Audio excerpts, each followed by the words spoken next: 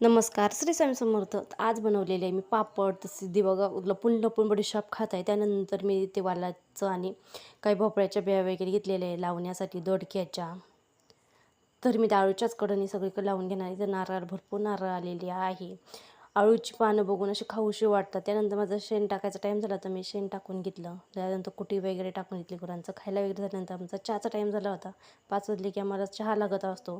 पिऊ सिद्धी शाळेतून आली की त्यांना चहाची सवय आहे. त्यामुळे ती सवय आम्हाला राहिलेली आहे. 5 वाजता चहा आमचा नित्यनेमाने होतो.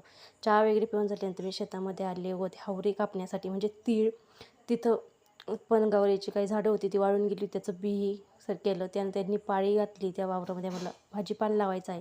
तर गवत वेचून काढले आहे. पिऊ पण मला मदतीला आलेली आहे. 6 वाजले होते. गायांना पाणी दाखवायचं, कांडी ठेवायची, दूध काढायचा टाईम झाला होता. दूध वगैरे काढून नंतर जेवणाचा टाईम झाला होता. आम्ही सर्वजण मिळून जेवायला हॉलमध्ये बसत होतो. मी जेवायला घेतलेलं आहे. मस्त असा जादाचा चॅनल सबस्क्राईब करा.